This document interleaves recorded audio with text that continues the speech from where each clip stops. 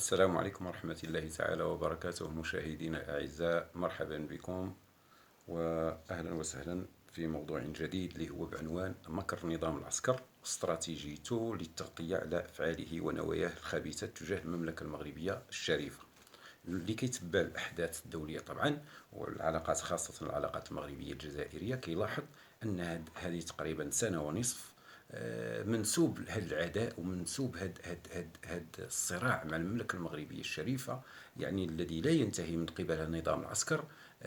يعني زادت الحدة ديالو وارتفع هذا المنسوب ديال هذا العداء، لا إعلاميا لا دبلوماسيا، وبعض الحركات العسكرية، بل أكثر من ذلك إلى حد تنفيذ عمليات إرهابية طبعا تحت إشراف المخابرات الجزائرية من قبيل عملية مالي. إلى رجعنا يعني شوية للوراء نشوفوا أحداث القرقارات كيفاش أنها كانت تشرف يعني عن طريق الضابط ديالها شفيق مصباح، اللي كان تلتقي معهم مع الميليشيا ديال البوليساريو في شمال موريتانيا، والتنسيق معهم من اجل قطع الطريق على الحركه التجاريه المغربيه تجاه افريقيا. وايضا كانت فيها محاوله للتوطين على مستوى المنطقه العازله، الحدود المغرب يعني الحدود المغربيه الموريتانيه والحدود المغربيه الجزائريه، باش يوطنوا هاد المرتزقه ويتخلصوا منهم. كنشوفوا ايضا العمليه اللي كانت في مناسبه ديال العرجه، منطقه العرجه، اللي كان فيها يعني استفزاز واضح ومحاوله لجر المغرب الى الدخول في مواجهه عسكريه مباشره. ايضا نشوفوا ايضا محاوله ديال التقسيم ديال الشمال ديال موريتانيا من اجل انشاء دويله خاصة ببوليساريو، من أجل قطع الطريق، دائما نفس الهدف ونفس الغاية، من أجل قطع الطريق على المغرب تجاه العمق الإفريقي. نشوف أيضا الحملة المسعورة التي لم تنتهي لا في عهد بوقادوم ولا في عهد هذا الوزير هذا المخبول رمطان العمامرة، أنها لا يعني هذه الحملة مسعورة ولا تنتهي، بحيث ان حتى في المناسبات اللي ما كيكونش يعني كتكون حول المناخ وحول ديال المشاكل المتعلقه بانتشار كوفيد 19، هذا الوزير لا ينسى ان يستفز المغرب وان يحاول ان يتحدث عن موضوع الصحراء المغربيه، وبالتالي تيحاول ما امكن دائما يخلي ذاك منسوب ديال العداء مرتفع تجاه المغرب. الا شفنا هذه المعطيات هذه كامله وكنشوفوا هاد السياسه يعني الهجوميه المستمره لازيد من سنه ونصف، يعني بواحد مرتفعه، يعني بواحد الحده كبيره. هنا كيبقى يتطرح واحد التساؤل: علاش هذا النظام ديال الكابرانات، هذا النظام العسكر في الجزائر، علاش هذه سنه ونصف وهو غادي في واحد الاتجاه تصعيدي مع المغرب؟ اكيد ان له اهداف، عنده نوايا من خلال هذا التصعيد. هذا التصعيد طبعا اللي تبعوا الجميع، اللي كان الغايه ديالو يعني مرحليا هو انه يوصل انه يقطع الصله ما بين يعني الدبلوماسيه، قطع العلاقات مع المغرب، وبالتالي يعني اقبار كل امكانيه ديال التواصل او لا يعني المعالجه ديال هذه القضايا، رغم الدعاوى المتكرره من صاحب الجلاله الله يحفظه محمد السادس في 2018، وتكررت بمناسبه في 2021، ومع ذلك دون تجاوب. دائما كان الهروب الى الامام ومحاوله سد هذا الباب واغلاق الباب ديال يعني الفتح ديال الباب ديال العلاقه المغربيه الجزائريه. شنو اللي باغيين يستافدوا هاد الكابرانات؟ شنو كيستافدوا من هاد السياسه العدائيه تجاه المغرب؟ وبالضبط الرفع من السقف ديال هذا العداء هاد السنه ونصف والاتجاه ديال التصعيد. شنو باغيين؟ شنو السؤال اللي كيتطرح هو: اشنو باغيين هاد العسكر؟ شنو باغي نظام العسكر من هاد التصعيد في علاقته بالمغرب؟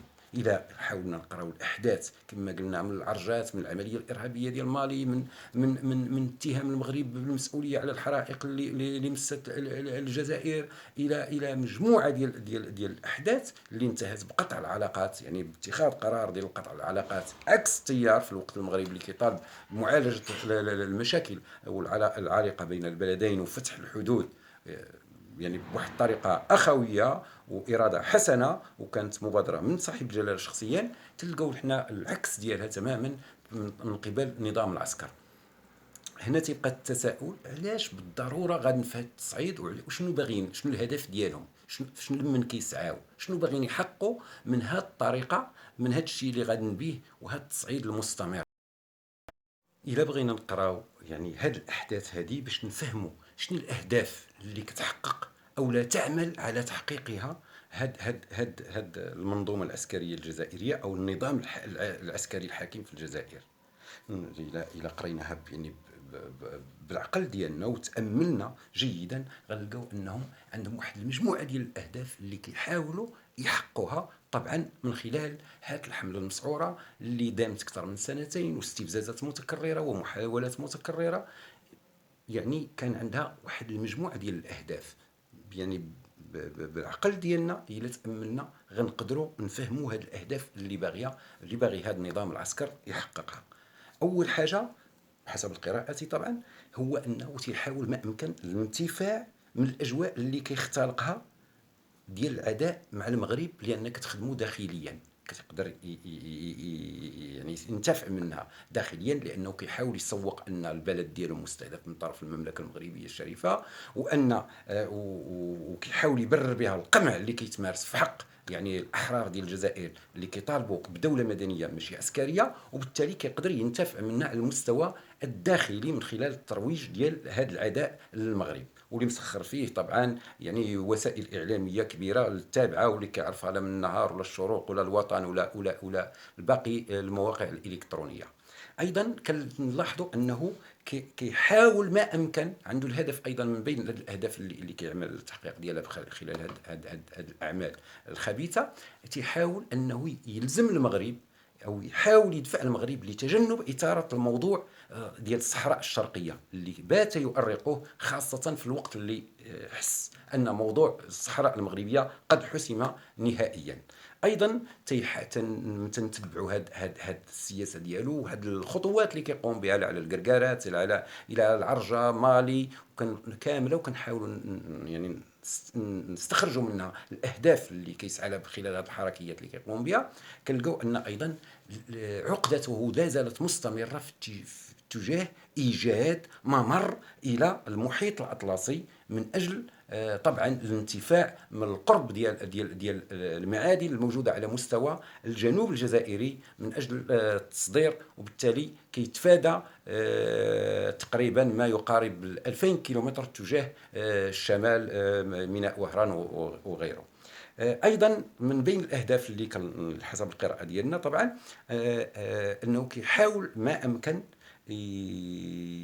يعمل على الاجواء، يوتر الاجواء اكثر ويقطع الصله مع المغرب اكثر من اجل الدخول في واحد القرار اللي هو خطير في الحقيقه، واخلال اتفاقيه دوليه اللي كتجمع دولتين اللي هي الدوله الجزائريه والدوله المغربيه، واللي كانت هي معاهده افران ديال 1972 اللي بمقتضاها المنجم ديال غار جبيلات اللي كيحتوي على الحديد والنحاس، غني بالحديد والنحاس، لانه يتم الاستغلال ديالو بشكل مشترك.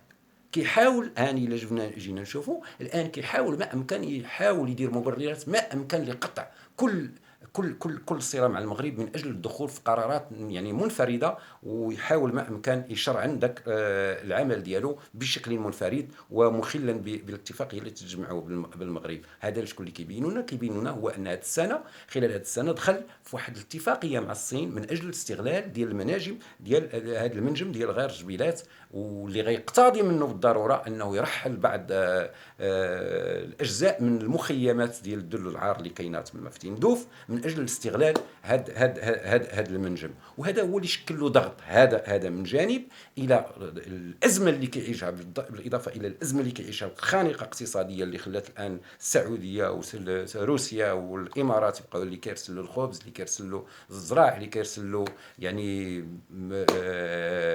مواد اخرى غذائيه اخرى، خلاته انه يعني ضاق ذرعا من الانفاق على هاد الميليشيا ومن هذه القضيه، ولكن ما راضيش يخرج يعني من هذا يعني منهزم من هذا الموضوع او من هذا الصراع اللي خلقه هو نفسه طبعا وتدفع تبعته.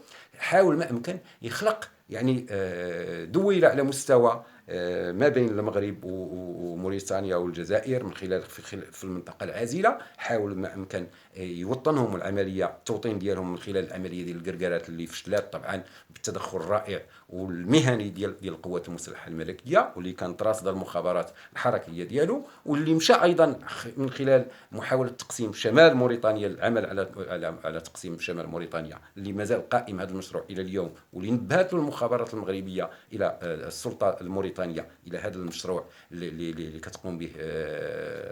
كيقوم به نظام العسكر عن طريق المخابرات ديالهم في شمال موريتانيا، من أجل إنشاء تلك الدويلة للتخلص من هذا العبء الثقيل ديال البوليساريو من جهة، وأيضا إيجاد ممر إلى المحيط الأطلسي، وفي نفس الوقت قطع الطريق على المغرب أمام العمق الإفريقي وأمام الحركية التجارية المغربية النشطة تجاه العمق الإفريقي.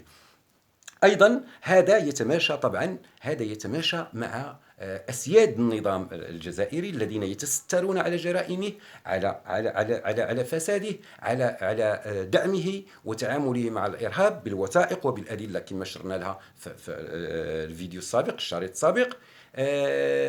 كيحاول ما أمكن يسدي هذه القوى الغربية، كيسدي لها خدمة من خلال مضايقة التجارة المغربية، من خلال محاولة إرباك المغرب، محاولة تأزيم المغرب اقتصاديا بإدخاله في مسلسل ديال التسلح المتسارع ولا منتهي، يعني بجميع الطرق وبالطرق الدبلوماسية أيضا، ومن خلال أيضا الأجهزة ديالو محاولة إثارة النعرات أحيانا في الشمال وأحيانا في الجنوب ديال المغرب.